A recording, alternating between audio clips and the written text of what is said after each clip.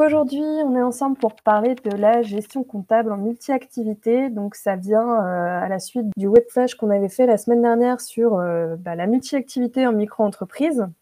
Donc, on va voir ensemble ce que ça va faire quand vous êtes en multi-activité au niveau de la gestion de vos factures, de votre livre de compte, de vos déclarations de chiffre d'affaires auprès de l'URSSAF et ensuite au niveau des plafonds, comment on gère tout ça. Donc, la gestion des factures lorsque l'on est en multi-activité, il va y avoir donc quelques petites choses à connaître. En tant que micro-entrepreneur, lorsque vous proposez une prestation, vous avez peut-être vos clients qui vous demandent de vous faire des factures ou alors dans certains cas de figure, vous êtes obligé d'en faire.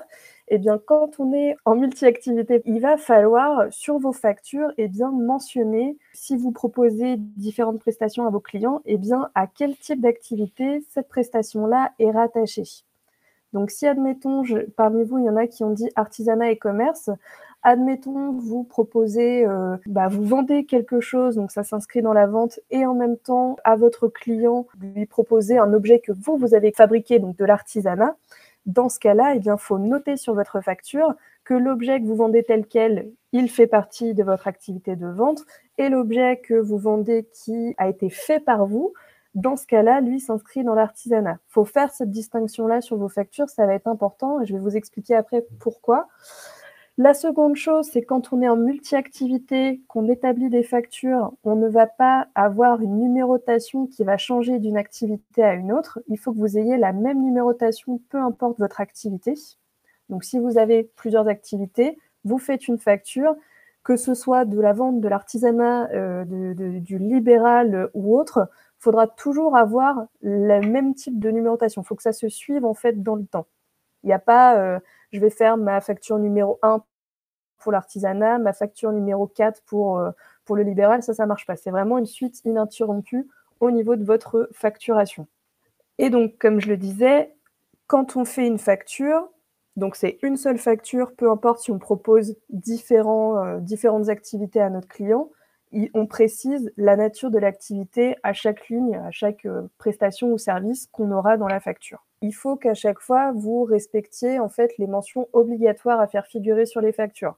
Les informations relatives à votre micro-entreprise, les infos relatives à votre client, une numérotation unique, donc le numéro de votre facture qui s'affiche, des dates de validité pour votre document, et ensuite, mettre les mentions autres de votre micro-entreprise. Si vous êtes assujetti à la TVA, ce genre de choses, il y a des mentions obligatoires qu'il faut faire figurer. Les factures, pourquoi je vous dis de bien préciser à quelle activité les produits et services que vous allez proposer doivent être mentionnés. Pourquoi ? Parce que ça va être utilisé après dans votre livre de compte. Le livre de compte en multi-activité, il va falloir bien différencier vos recettes dessus.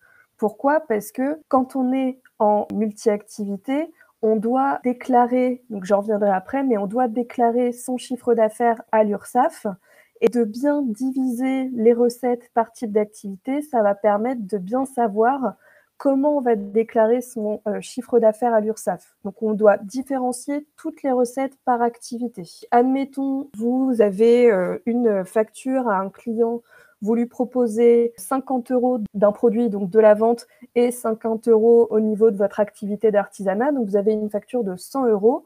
Lorsque vous allez faire votre facture, vous mettez bien que vous avez 50 € pour l'artisanat, 50 € pour votre activité de vente. Et lorsque vous allez le mettre dans votre livre de compte, le paiement que vous aurez reçu de la part de votre client, il faudra bien mettre qu'il y a une partie de ce paiement-là qui est rattachée à l'artisanat et une autre partie rattachée à la vente. Donc là, c'est dans l'exemple. Faut mettre cette mention-là, comme ça permettra de bien savoir ce que vous allez déclarer par la suite à l'URSSAF. Ensuite, quand on est en multi-activité, donc en micro-entreprise, on doit tenir un livre de recettes. Donc les recettes que vous allez faire pour le compte de votre micro, vous devez les répertorier dans un livre de recettes. Soit vous décidez de faire un livre de recettes par activité. Okay, donc si je propose de la vente, j'ai un livre de recettes pour la vente. Si je propose de l'artisanat, un livre de recettes pour l'artisanat. Donc j'aurai 2 livres de recettes pour le compte de ma micro-entreprise. Ou alors, vous décidez d'avoir qu'un seul livre de recettes unique, mais par contre, vous répertoriez bien tous les paiements que vous avez reçus et vous les rattachez aux activités concernées. Donc à chaque fois, vous précisez la nature de l'activité dans votre livre de compte. Donc ce qu'on retient quand on est en multi-activité au niveau du livre de compte, soit j'opte pour un seul livre de compte pour ma micro-entreprise, mais je fais attention à bien répertorier chaque recette avec l'activité à laquelle elle correspond, soit je décide d'avoir des livres de compte en fonction de mes activités. Donc, si je propose 3 activités différentes, j'aurai 3 livres de compte. Voilà, c'est une gymnastique comme une autre, mais c'est à vous de décider ce qui vous convient le mieux. En multi-activité, va y avoir la gestion des déclarations. Donc, je pense que vous avez compris, quand je dis dans votre livre de compte et dans vos factures que c'est très important de bien différencier, de bien noter à quelle activité, telle prestation, telle recette, etc. est rattachée, c'est parce que quand on va faire ces déclarations de chiffre d'affaires auprès de l'URSSAF, on va devoir déclarer pour chaque activité quel va être le chiffre d'affaires qu'on a reçu. Et donc ça, c'est important. Pourquoi? Parce que chaque activité n'a pas un taux de cotisation identique. Quand on met en vente en micro-entreprise, le taux de cotisation du chiffre d'affaires, lui, est de 12,80%. Alors que quand on propose des activités d'artisanat libéral ou agent commercial, ces activités-là, elles ont un taux de cotisation aux alentours de 22%. Donc vous voyez, c'est pas la même chose. Donc c'est très important de bien préciser dans vos factures, dans votre livre de recettes, à quelle activité tout ça est rattaché, parce que quand vous déclarez votre chiffre d'affaires, il faudra bien indiquer le CA correspondant pour chaque type d'activité. Dernière chose que je voulais vous expliquer, c'est la gestion des plafonds, des seuils quand on est en micro-entreprise. Donc, je ne sais pas si vous le savez, mais en micro-entreprise, il existe des seuils. Il y a un seuil de TVA et un seuil de chiffre d'affaires. C'est des seuils qui vont définir si vous allez être assujetti ou non à la TVA, et un autre seuil, le chiffre d'affaires, qui va dire si vous pouvez rester ou non dans le régime de la micro-entreprise. Donc ces seuils-là, ils diffèrent selon l'activité que vous proposez. Et quand on est en micro-entreprise, il y a des calculs à faire.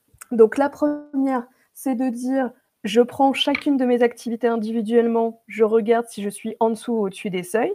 Si je suis en dessous, ça veut dire que je ne suis pas assujettie et donc je n'ai pas besoin de mettre de la TVA sur les produits et services que je propose. Et ensuite, si, admettons, je propose de la vente, de l'artisanat et de la prestation libérale dans ma micro-entreprise, si dans la vente et l'artisanat, je suis en dessous des seuils, je ne suis pas assujettie à la TVA normalement, mais dans ma prestation libérale, je dépasse le seuil. Eh bien, ça veut dire que l'ensemble de mes activités va être assujetti à la TVA. Donc, pour le seuil de TVA, je regarde chaque activité individuellement, si je suis en dessous des seuils ou pas. Et je regarde aussi si parmi l'une de mes activités, l'une d'entre elles passe le seuil de TVA qui est indiqué, eh bien, l'ensemble de mes activités, je devrais proposer de la TVA sur les produits et services que je propose à mes clients. Ensuite, le deuxième seuil de la micro-entreprise, c'est le seuil de chiffre d'affaires. Ce seuil-là, quand on est en multi-activité, on va prendre le cumul de toutes vos activités, donc le cumul de chiffre d'affaires de votre activité, et on va regarder si ce cumul-là, il dépasse le plafond de votre activité principale. Donc en micro-entreprise, quand on s'enregistre en tant que micro-entrepreneur et qu'on propose différentes activités, on doit définir quelle va être notre activité principale, donc c'est celle qui va me donner le plus de chiffre d'affaires, et le reste de mes activités, ce sera mes activités secondaires. Donc, pour le seuil de chiffre d'affaires, on prend le cumul de toutes les activités. Donc, admettons, je fais de la vente, de l'artisanat, du libéral. On fait le cumul de ce chiffre d'affaires-là et on regarde si, admettons, ma vente, c'est mon activité principale, si le cumul de mon chiffre d'affaires global est au-dessus ou en dessous du seuil de mon activité principale, qui est en l'occurrence la vente.